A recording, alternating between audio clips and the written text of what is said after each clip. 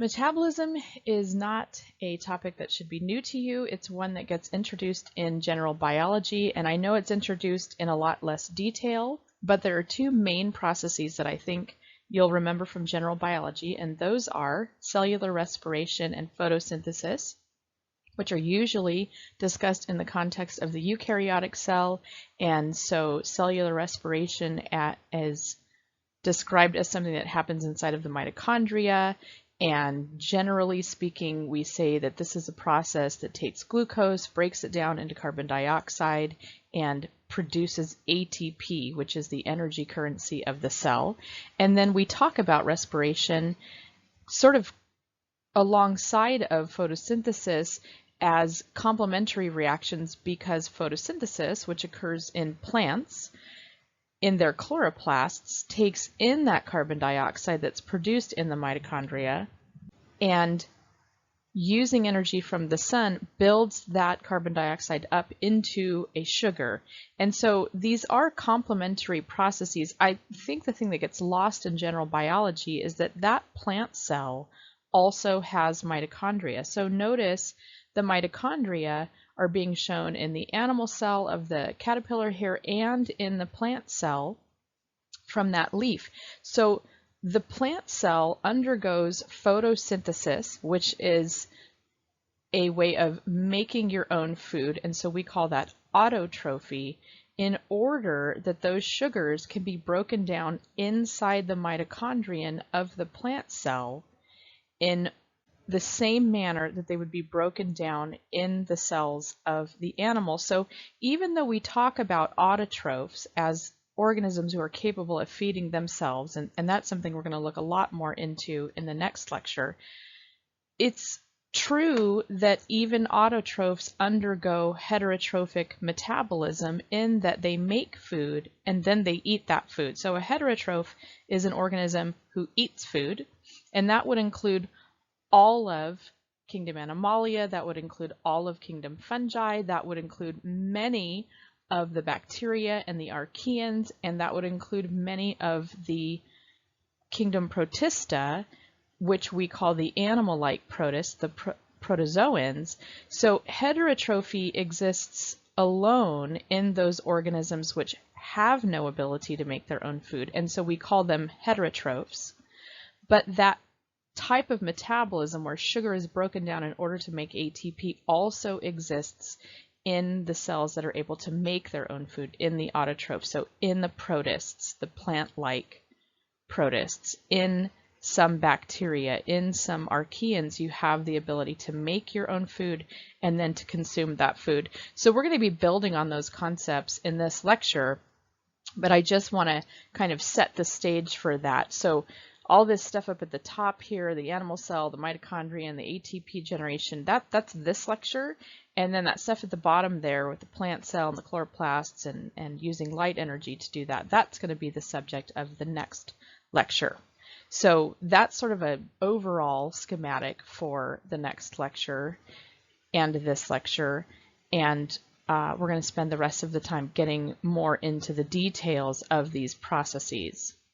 Okay, so as we talk about metabolism, and we sort of allude to this in the previous slide, we're talking about processes that break things down and create ATP, and then processes that use ATP to build things up. And generally speaking, we call those processes that break down big things, macromolecules, into simpler, smaller molecules and release ATP, catabolic pathways. And we group all of those together and say that's the catabolism of the cell. And then those things that use ATP to put those smaller molecules together into larger macromolecules are grouped together as the anabolic pathways, or the anabolism of the cell. So in the cell, metabolism refers to all of the chemical reactions, and we can divide them into two basic kinds: catabolic reactions, which break things down and release energy, and anabolic reactions that build things up and require energy. And as you might imagine, right, those things work together because the energy released from the breakdown of one macromolecule can be used to build up another macromolecule. So these are coupled reactions. The energy released from the catabolic pathways is used to make ATP, and then that ATP is used to fuel the anabolic pathways. And in fact, one of the major pathways that ATP is used to fuel is to fuel the production of storage molecules. So we have storage molecules. We learned in our previous lectures that microorganisms have storage molecules. They have sulfur granules, they have lipid inclusions, they have polysaccharide granules. And the reason that we need those storage molecules, even under very short-term circumstances, is because ATP is very, very reactive. The high energy bond that holds that third phosphate group together is so high energy, and it's so tenuous that it really wants to break apart. So it's not a stable molecule. It will not remain ATP for very long, and if you allow that ATP to break down into ADP and just release the energy, then that's a total waste of making that ATP. So instead, the cell will take that very short-lived ATP and use that energy to make sugars, because those are a long-term storage. And if those sugars don't get used, the cell might build those sugars into carbohydrates or fats or other things like that, and that becomes a very long-term storage molecule that the cell then can break down whenever it needs energy in the form of ATP. So these are always being coupled. Metabolism is always coupled, and metabolism gives us an idea of what's going on genetically in a cell, because all metabolic pathways are governed by enzymes. You see these orange arrows and blue arrows here, and whenever you're talking chemistry or metabolism, those arrows mean enzymes. Enzymes are what are mediating the breakdown of macromolecules into simpler molecules, or mediating the building up of these simple molecules into macromolecules. So before we start really talking about these processes, I want to take a moment to just talk about enzymes, which govern all of metabolism. You might remember from general chemistry the discussion of chemical reactions and the fact that a lot of chemical reactions will not happen if there isn't a catalyst for that reaction, something that can initiate that reaction. And so we talk about enzymes as being biological catalysts, these things that cause chemical reactions to happen much, much more quickly than they would otherwise occur. So an enzyme does that by binding substrates at what's called an active site, and then the binding of the substrate in that active site causes the enzyme to work on that substrate in some way and release a product. Now in this example here, you see a large substrate coming in and then being broken down in some way. So this would be an example of a catabolic reaction, where you have something larger coming in, breaking apart into a product. And it doesn't matter what that reaction is. What we want to see right now is that the enzyme undergoes and governs this reaction and remains unchanged. Notice at the end of this process, the enzyme on the far right side is identical in structure to the enzyme on the left side, which means it can then bind a second substrate and continue doing that job. And that's one of the really important things about catalysts, is that they remain unchanged during the chemical reaction so that they can make that reaction happen over and over and over and over again. So that site, the active site, is where the enzyme does its job. And you might remember from general biology talking about enzyme inhibition and the fact that some things can bind to the active site and block the enzyme from doing its job. And we call those things competitive inhibitors. So notice this small molecule is able to get in there and bind a portion of the enzyme's active site. And when it does that, it blocks the substrate, and that effectively shuts off that chemical reaction. And in general biology, you typically talk about that as a bad thing. We're going to find out in later lectures that this is actually something that can be used by the cell in order to turn on and shut off enzymes when it wants to. And it also is something that we use clinically in order to combat pathogenic bacteria and viruses. So we want to make sure we understand the idea of competitive inhibition, something that binds to the active site of an enzyme, shuts that enzyme off, and functionally shuts off whatever biological pathway is relying on that enzyme to work. Now, another interesting form of enzyme inhibition happens when an inhibitor comes and binds something other than the active site of the enzyme, and that is called, in general biology, typically non-competitive inhibition, to sort of set it up opposite the competitive inhibition. But in higher biology classes, it's usually referred to as allosteric inhibition, and that happens because allo means other. Right? If you think about the word alleles from your general biology discussion of genetics, right? Alleles are alternate forms of the gene. So this is an alternate site on the enzyme. Allosteric means alternate site where something binds, and when that allosteric inhibitor binds, that non-competitive inhibitor binds, it changes the shape of the active site so that it cannot bind the substrate, and again shuts off this enzyme and shuts off the pathway that this enzyme is a part of.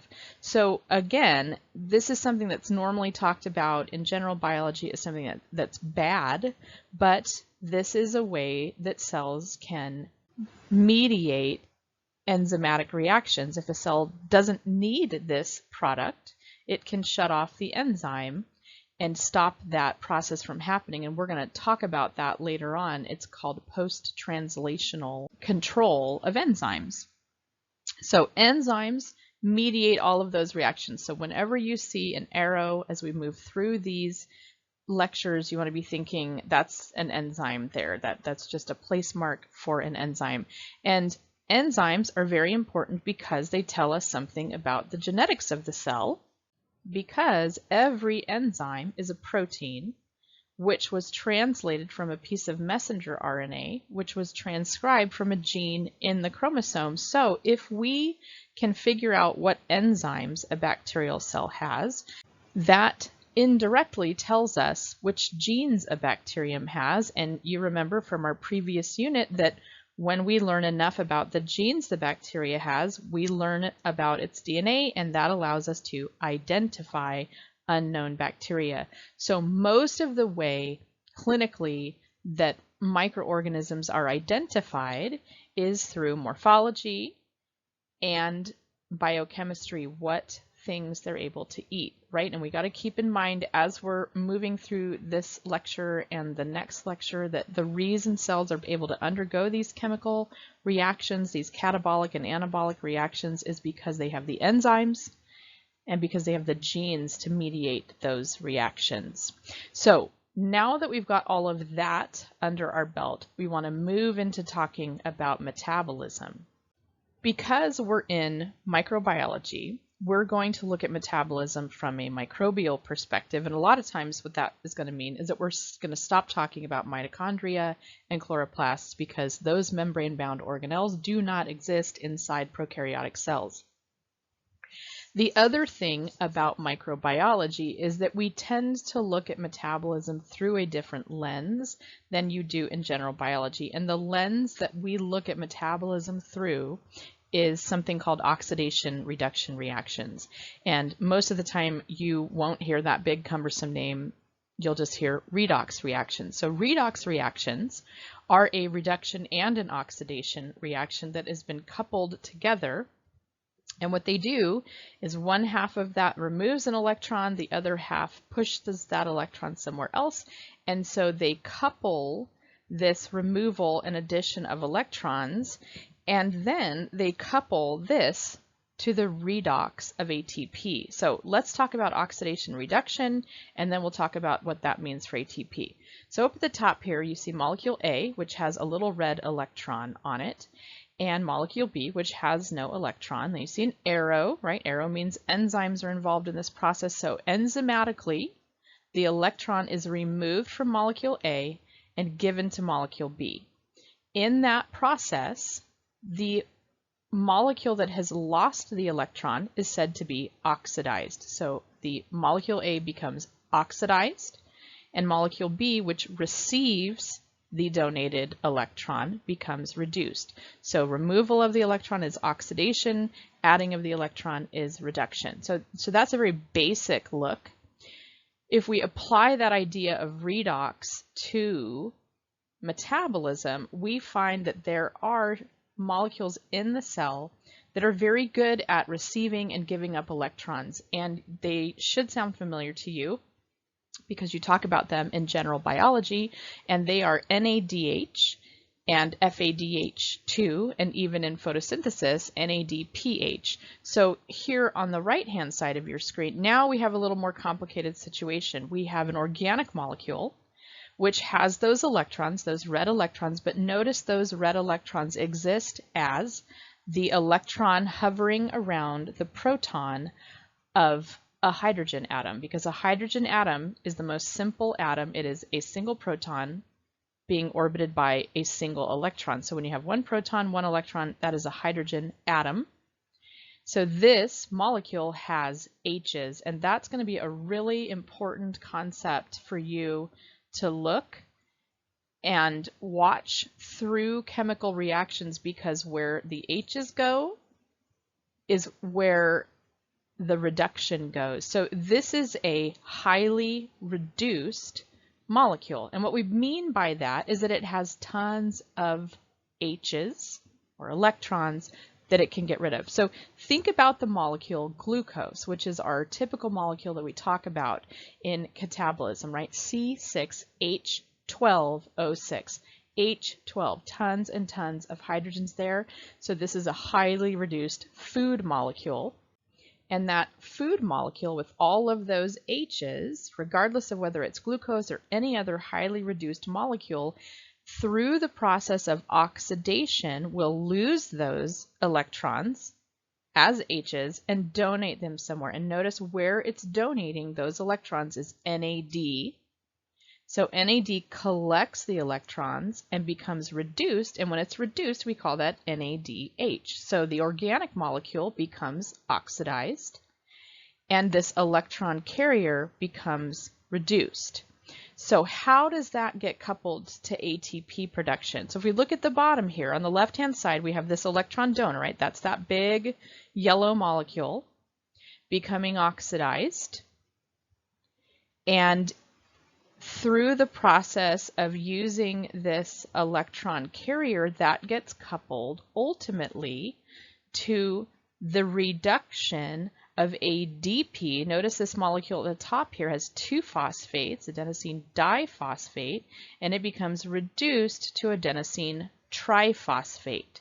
So that's catabolism, where the electron donor becomes oxidized and ADP becomes reduced. That's catabolism.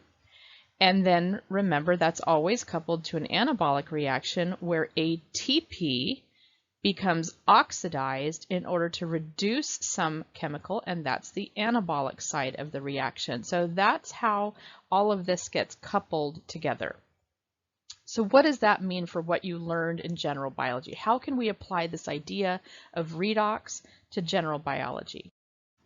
In general biology, when you talk about these two fundamental processes, respiration and photosynthesis, usually your teacher will draw out for you this chemical reaction, right? And so for respiration, we have glucose, which is C6H12O6, and oxygen undergo these chemical reactions, and at the end, right, these substrates are converted into the products carbon dioxide, water, and what's the big deal about respiration, right? It's not the carbon dioxide because you exhale that as garbage. It's not the water, you urinate that as garbage. It's the energy in the form of ATP that's important to you.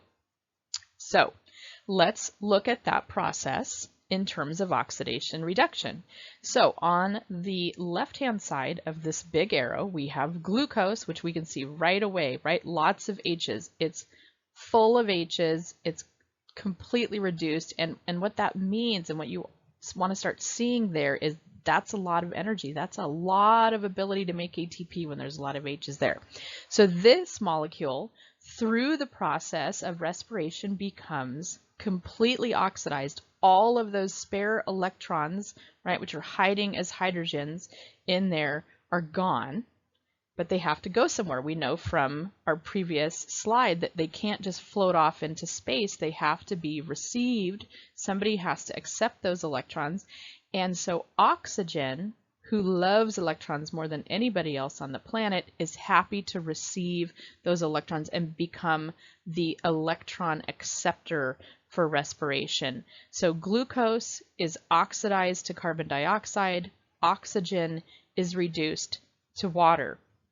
Now this process, which you called respiration, in general biology, it turns out is not the only way that cells can undergo respiration. This way is a way that requires oxygen, and so we call it aerobic respiration. Aerobic meaning this process will not occur if there is no oxygen present. So this should look familiar to you. Respiration as a term should look familiar to you. What may be unique and new here is the idea that we're going to call this aerobic respiration. And that's important because later on in this lecture, we're going to learn about types of respiration that do not require oxygen. So it is accurate to say that this is respiration. It is more precise to say that this is aerobic respiration. Now, let's apply redox to the other pathway that you talk about in general biology, photosynthesis. So photosynthesis, right, which name means light used to make something, takes energy in the form of light, not ATP, and it uses that energy to convert carbon dioxide and water into a carbohydrate and a little bit of water and oxygen. So in that process, CO2 becomes completely reduced. It collects all of the electrons and becomes a carbohydrate. So CH2O is an abbreviation for a monomer of a carbohydrate, right? So if you took that CH2O and multiplied it by 6, you would get C6H12O6, which is glucose. So CH2O, just get used to that. That means carbohydrate. What we want to see here, though, right, is those H's. So that means energy there is present. Where do those electrons come from? They come from water, because notice these water molecules have become oxidized to oxygen. So in the process of photosynthesis, you create oxygen as a waste product and water as a waste product, and what you want from this process is the carbohydrate.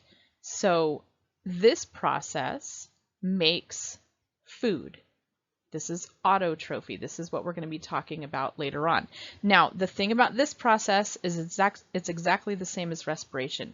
It is accurate to call this photosynthesis, but it is not precise because it turns out that there are ways of undergoing photosynthesis that don't make oxygen, and so we call this specifically oxygenic photosynthesis. It's oxygen generating photosynthesis. And why?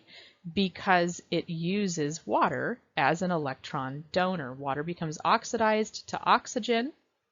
And notice that's just the exact opposite of what happened in aerobic respiration, right? Where oxygen was required so that it could become reduced to water. So these truly are complementary processes. And so it's fair to talk about that in that regard in general biology, but they're not necessarily doing things in order to create substrates for the other. They just happen to be complementary. So hopefully that kind of combines what we're going to be talking about today to what you learned in general biology. And like I said, we're going to look at the same processes, but we're really going to be focusing on how those electrons move and how redox reactions create ATP. Speaking of creating ATP, we want to talk about how to create ATP, which is the energy that's produced through this aerobic respiration we're talking about here. And it turns out that there are two ways of creating ATP. So we're going to talk about both of those ways here. The first way is fairly simple. So it shouldn't take too long to talk about. The second way is a little more complex, and so we'll take more time going through that process. One way of acquiring ATP is through something called substrate level phosphorylation, which is a process that happens in multiple areas of the cell, but in terms of fundamental metabolism, it's something that happens inside of glycolysis. So on the left-hand side of your screen, I have here for you the second half of glycolysis, and it is not here because I want you to memorize any of the substrates or products or anything there. What I want you to notice is that in this second half of glycolysis, you get some ATP, which is why we call this the energy conservation portion of glycolysis. And that's not really the goal of glycolysis. The goal of glycolysis is right there in the name. The goal of glycolysis is to lyse or break apart glucose. So as that is happening, coincidentally, you get a little bit of ATP. And you get it in two places. We are going to focus on the second place that you get ATP in step 10. So notice in step 10, phosphoenolpyruvic acid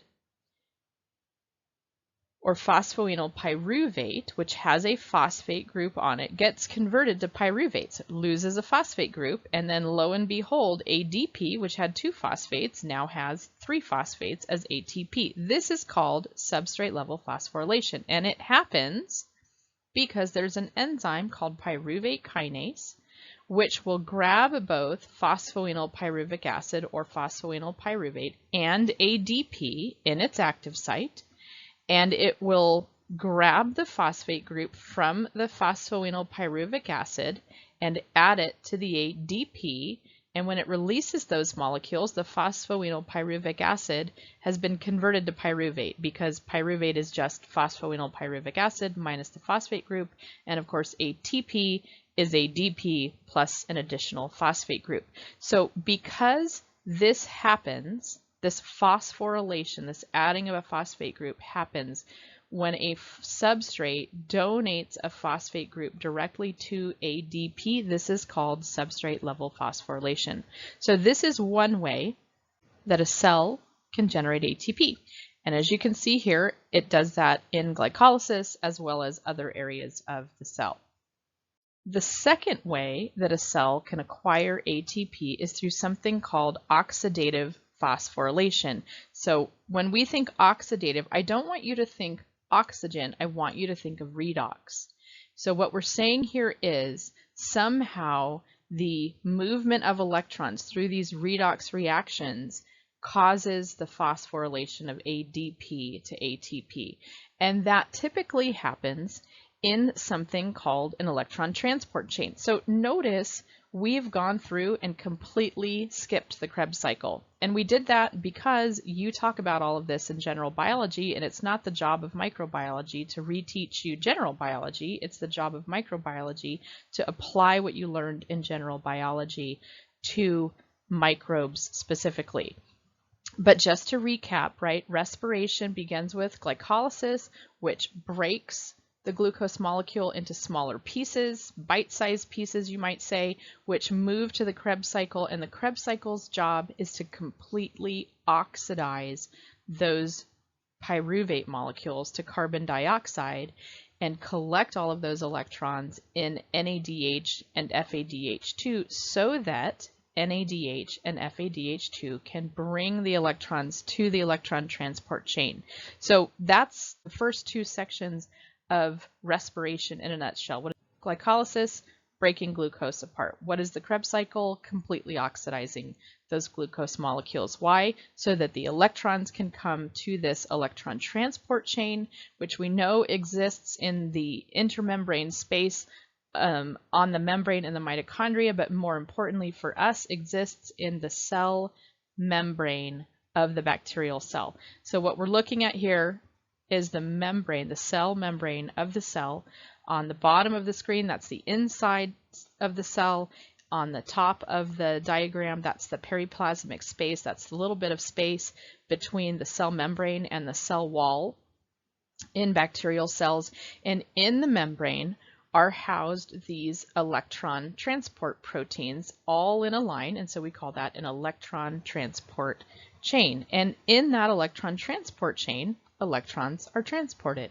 They come in because they're brought by NADH or FADH2. So NADH, in this example, donates an electron to this first electron carrier. And we don't care what those guys are named. It doesn't matter. So NADH is oxidized, which is great because that means he can go back to the Krebs cycle and collect some more electrons, or he can even go back to glycolysis and collect some electrons. So he donates the electron, and as he donates the electron to this first protein, that protein also grabs a proton. And then as he has the electron, it gets pulled away from him by this next protein, and then that that electron gets pulled away from the Q protein into this cytochrome complex and moves through it, and then goes to cytochrome C, and then goes to this cytochrome oxidase complex, and it moves through the electron transport chain. And then finally the electron has to be removed from the system so that you can keep things flowing, and it gets removed ultimately as it's collected by oxygen, which is converted to water. So we would say that NADH donates the electron, it moves through the electron transport chain, and then ultimately oxygen here is serving as the terminal electron acceptor, the last electron acceptor, because when oxygen becomes reduced to water, it's not going to donate that electron anywhere. It's the stopping point for the electron. Now, if we just look at the electron, which you would want to do because it's called the electron transport chain, you realize there's no generation of ATP here. All we're doing is watching an electron move through, and you might wonder to yourself, what's the big deal about the electron moving through? What we need to do is look at what's going on behind the scenes, because as that electron is moving through the electron transport chain, notice that multiple protons are being moved across that plasma membrane. And that's important because protons cannot move through a plasma membrane by themselves. Remember that plasma membranes are semi-permeable, and one thing they are not permeable to, even though protons are really tiny, is any charged molecule or atom. So they can't move through the plasma membrane. They have to be translocated across by sneaking through these proteins. So as the electron's moving through, and your attention is directed at them, you're missing the fact that what the cell is actually doing is moving protons and creating a huge amount of potential energy in the periplasmic space, because all of those protons are getting super crowded and they want nothing more than to be away from one another, right? Because all molecules and all atoms don't like being crowded. Diffusion says that they want to move away from one another, and they will do that without any energy expenditure on your part, right? That's a passive process. But more than that, charged molecules really like to get away from one another, because not only are they crowded, but they repel one another with that positive charge. So there's a tremendous amount of energy there, and that's the energy that's going to be tapped in order to create ATP. We're going to look at that in a second, right? But first, what we want to focus on with this electron transport chain is the fact that you have an electron donor bringing electrons to the electron transport chain, and those electrons, as they move through, ultimately end up with an electron acceptor at the end of the electron transport chain, a terminal electron acceptor who takes the electron and removes it from the system. And without electrons being donated and removed from this electron transport chain, you have no ability to make this ATP, right? Because you have no ability to create this proton differential, right, where you have a lot of protons up in the periplasmic space and they want to get away from one another. So at the end of the electron transport chain, you end up with this very high proton concentration in the periplasmic space, but because that membrane is non-permeable to charged molecules, they can't get through unless, and here's the beauty of the electron transport chain, unless right next to the electron transport chain is a channel protein, right? You might remember channel proteins from general biology. Channel proteins are pores in the plasma membrane that allow molecules to get through because they can shield the plasma membrane from the charge of those molecules. So this channel membrane will allow the protons to move along their concentration gradient, no energy required. But this channel protein is a very special channel protein that is complex to something called an ATP synthase, which is enzymatic and uses the energy of the proton flow to add a phosphate group to ADP and turn it into ATP. And we call this process chemiosmosis because this movement of the protons through that channel protein makes ATP. So oxidative phosphorylation and chemiosmosis is a second way that all cells make ATP. And you might be thinking, and hopefully your brain is going to a place that you're realizing that that electron transport chain coupled to an ATP synthase is not only part of respiration, it's also part of photosynthesis. That is how respiration and photosynthesis make ATP, is through a process called oxidative phosphorylation and chemiosmosis, right? So movement of electrons through an electron transport chain, which fuels the movement of protons across the electron transport chain into the periplasmic space where that tremendous energy store, right, that tremendous amount of potential energy is sitting there, and you tap that energy by allowing it to flow through the ATP synthase, which produces ATP. So those two ways, right, those in a nutshell are how ATP is generated, and those happen in plant cells and animal cells all over the place, right? Almost every cell on the planet has an electron transport chain and has the ability to undergo oxidative phosphorylation and chemiosmosis. And the cool thing about that is that this generates a ton of ATP, right? You might remember from general biology that you can make 36, and in fact in microorganisms you can make 38 ATP per molecule of glucose using this process of oxidative phosphorylation and chemiosmosis. So how do we relate this idea of producing ATP through oxidative phosphorylation and chemiosmosis to the heterotrophs, to the eaters, to you, to me, to the fungi, to all of kingdom Animalia, to the protozoans, to all of those eaters within domain bacteria and domain archaea? And the way that we relate these to the eaters is to realize what the eaters have in common. And what the eaters, the heterotrophs, have in common is these three metabolic characteristics, and they are the kind of carbon that you use. So if you were to ask an organism, what kind of carbon do you use? Do you use inorganic carbon or do you use organic carbon?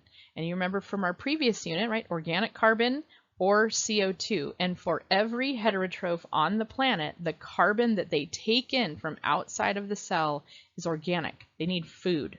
They need a carbon source, and that carbon source is organic. And then you can ask them the question, where do you get your electrons, right? And why do we need electrons? Because we have to send them into our electron transport chain. So what's your original source of electrons? Sugars. You need food. And what do you do with those electrons when you're done with them? When you get done with those electrons and you move them through the electron transport chain, what do you do with the electrons? And the answer for heterotrophs is that you throw them away. So you need to eat and you need to breathe. You need glucose and you need oxygen so that you can undergo aerobic respiration in order to make energy. And through that process, you throw away the skeleton of your food and you throw away the reduced form of what you breathed, and you save the ATP. So when we look at organisms that answer these three questions in these ways, that have organic sources of carbon and organic sources of electrons, and they get rid of those electrons, we can say more about these organisms than that they're just heterotrophs. Heterotrophs are eaters. Heterotrophs require organic carbon. So a heterotroph is an organism that answers question number 1 as organic carbon. When we realize that they also have an organic source of electrons, we can call them an organoheterotroph. And when we realize that they're also using that chemical glucose as an energy source, we can call them a chemoorganoheterotroph. And now we have a term, chemoorganoheterotroph, that describes for us everything we need to know about how this organism creates energy in order to fuel its processes, create ATP, and function. And though we're going to wrap up the idea of metabolism after these two lectures and move into microbial growth, right? What is growth dependent on? It's dependent on the ATP that these processes produce. So our chemoorganoheterotrophs are all eaters. And in general biology, when you talk about the eaters, you refer to this process of cellular respiration. So to go back to general biology and just realign ourselves with this process of cellular respiration, right? We have glycolysis, where glucose is converted to pyruvic acid. You make a little bit of ATP, but that's not really the big deal, right? The big deal is that you break the glucose into pieces that can then be transported over into the mitochondrion in order to completely oxidize that pyruvate into CO2, right, to be released, saving all of those electrons in these electron carriers, NADH and FADH2, which then bring those electrons over to the electron transport chain, right? They move through, oxygen receives those. At the end is the terminal electron acceptor, and then the protons that have been translocated across allows that cell to produce ATP by oxidative phosphorylation. So that's all fine, that's all good, that is aerobic respiration. But I mentioned at the beginning of this lecture that we were going to talk about other kinds of respiration that don't use oxygen. And when we do that, we want to redefine what it means to be respiration, because in general biology, you typically hear respiration uses oxygen. And if you're not using oxygen, then you're undergoing something called fermentation. So take that out of your brain, throw it away, because that's not correct. It is not true that respiration uses oxygen. Is that respiration uses an inorganic electron acceptor, which would include oxygen. So this picture here, I know it looks different than the electron transport chains that you saw before. Basically, those were arranged horizontally. Now they're arranged vertically. So if we look at the left-hand side, we have the inside of the cell, the periplasmic space on the outside of this membrane, right? So that blue line is the cell membrane. And NADH is bringing electrons to the electron transport chain. The electrons are flowing through the electron transport chain, and then oxygen is serving as the terminal electron acceptor. Of course, that allows the movements of protons from the inside, the cytoplasmic space, to the periplasmic space, so you still get that tremendous amount of energy built up in that concentration gradient that's going to be used to fuel the chemiosmosis and production of ATP. What I want you to see here, right, so that's all the same. What I want you to see here is that this can happen in the absence of oxygen. Notice on the right-hand side of your screen, you don't have cytochrome oxidase serving as the last electron acceptor in this electron transport chain. You have something called nitrate reductase. And nitrate reductase will allow the cell to use nitrate as a terminal electron acceptor in order to keep this process of moving electrons through the electron transport chain happening, right? Because what does the electron transport chain need? It needs a terminal electron acceptor. Now, you and I don't have nitrate reductase. We don't have the gene for nitrate reductase. We can't make nitrate reductase, and so we can't do this process here. But E. coli have both cytochrome oxidase and nitrate reductase, which means that E. coli in an aerobic environment will undergo aerobic respiration, and it will use oxygen as a terminal electron acceptor to keep glycolysis, the Krebs cycle, and the electron transport chain going so that it can stockpile those protons and move them through the ATP synthase to produce ATP.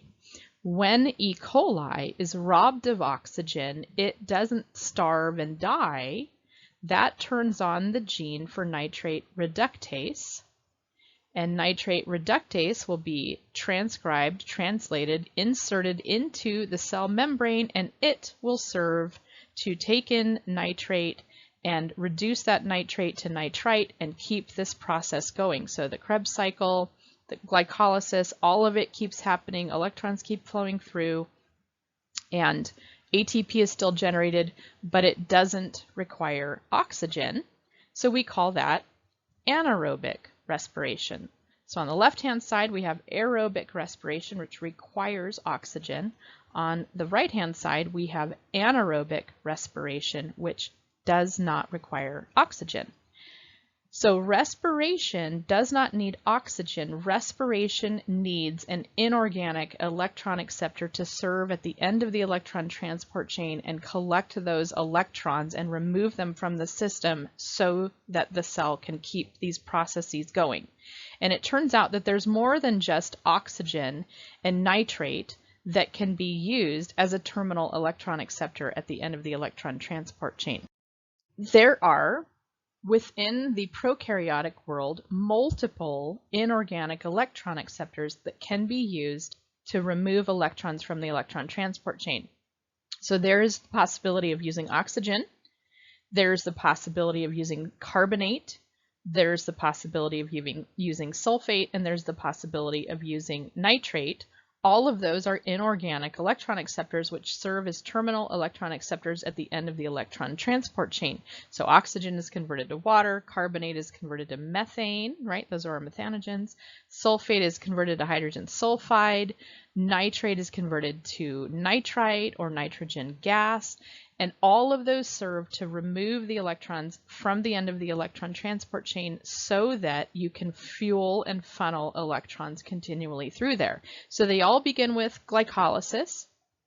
Glycolysis and the Krebs cycle, completely oxidizing the glucose to CO2, transferring those electrons to NAD and FAD so that they can be carried over to the electron transport chain and then removed from the system, while ADP is turned into ATP by the ATP synthase. So this seems like the perfect plan. Glycolysis breaks down the glucose, the Krebs cycle completely oxidizes it, the electrons go to the electron transport chain, and boom, you make a ton of ATP, up to 38 ATP. So what's the problem then? Why don't all cells always undergo respiration? Well, the problem is you have to have a continual supply of this electron acceptor. You have to continually breathe oxygen. E. coli need oxygen or need nitrate or carbonate or sulfate, right? You need this electron acceptor. And if you don't have the electron acceptor, you'll shut down the electron transport chain, because if you can't remove the electron from that system, then they just start to back up. And when you shut down the electron transport chain, you start to get a buildup of NADH and FADH2 because they can't donate their electrons to the electron transport chain. So what's the problem with that? Well, the problem with that is that if you have no FAD and NAD, because they all exist as NADH and FADH2, then you shut down the Krebs cycle and you have a further buildup of NADH and FADH2, no NAD in the cell, no FAD in the cell, and now you have, in addition to that, a buildup of pyruvate. Now what's the problem with that? Well, if you use up all of the NAD, then you'll shut down glycolysis, because glycolysis requires NAD so that it can convert it to NADH. So you end up with this terrible scenario where you have a bunch of NADH, a bunch of pyruvate, and no ability to make ATP, and you will die. No cell can live without making ATP, right? So the question that the cell has to address is, what do? I got a bunch of NADH, I got a bunch of pyruvate, and here's what I need. I need ATP. So the cell looks at this and realizes electron transport chain is shut down, Krebs cycle is shut down, I got a bunch of NADH, I got a bunch of pyruvate, and what I need is ATP.